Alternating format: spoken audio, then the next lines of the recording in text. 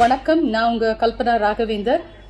என்னை பற்றியும் என்னுடைய கணவரை பற்றியும் நியூஸ்லேயும் மீடியாலையும் ஒரு தவறான வதந்தி பரப்பிக்கிட்டு இருக்கிறதுனால அதை பற்றி நான் ஒரு கிளாரிட்டி கொடுக்கறதுக்காகத்தான் நான் இந்த வீடியோ பண்ணுறேன். முதல்ல இந்த வயசில் நான் பிஹெச்டி, எல்எல்பி இன்னும் நிறைய விஷயங்கள் படிச்சுக்கிட்டு இருக்கேன். ப்ளஸ் என்னுடைய மியூசிக் கரியர் மீதையும் ரொம்ப நான் இன்டென்சிவாக ஃபோக்கஸ் பண்ணிக்கிட்டு இருக்கேன்.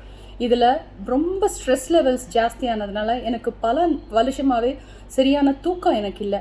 அந்த தூங்க முடியாத பிரச்சனைனால டாக்டர்கிட்ட ட்ரீட்மெண்ட் எடுத்துக்கிட்டப்போ இன்சோம்னியா இஷ்யூஸ் இருக்குது அப்படின்னு சொல்லி எனக்கு மெடிசன் ப்ரிஸ்கிரைப் பண்ணியிருந்தாங்க. அந்த மெடிசன் அந்த ஒரு பர்டிகுலர் நாள் டோசேஜ் கொஞ்சம் ஜாஸ்தி எடுத்ததுனால அது எனக்கு லங் இன்ஃபெக்ஷன் ஆகி நான் அன்கான்ஷியஸ் ஸ்டேட்டுக்கு போயிட்டேன். ஆனால் இன்றைக்கி நான் உயிரோடு திரும்பி வந்து உங்கள் எல்லார்கிட்டையும் நான் பேசுகிறேன்னா அதுக்கு ஒரே காரணம் என் கணவர் அன்னைக்கு எனக்காக பட்ட பாடு தான். என்னை காப்பாற்றுறதுக்காக அவர் பட்ட கஷ்டம்.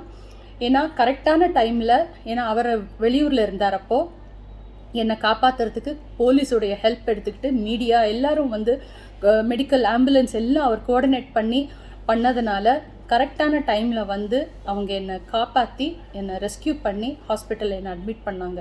அதனால் நான் உயிர் தப்பித்தேன். அதனால் எந்த வதந்திகளையும் தயவு செஞ்சு நம்பாதீங்க.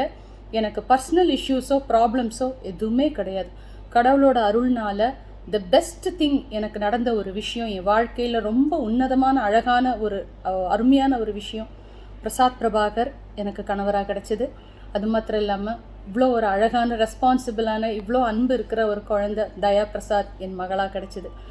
அதனால் தயவு செஞ்சு தப்பான வதந்திகளை நம்பாதீங்க. எனக்கு எந்த பிரச்சனையும் இல்லை.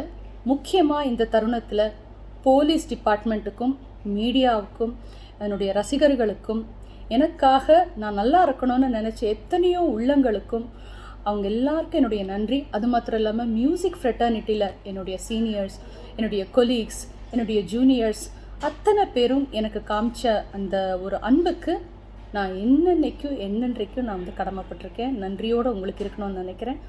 நீங்கள் அத்தனை பேரும் காமிச்ச அன்புக்கு நன்றி.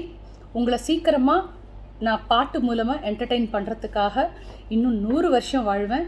உங்களை பார்க்குறதுக்காக சீக்கிரம் நிகழ்ச்சிக்காக தயார் பண்ணிக்கிட்டே இருக்கேன். I'll be back soon with absolute normalcy. Thank you so much. Love you all.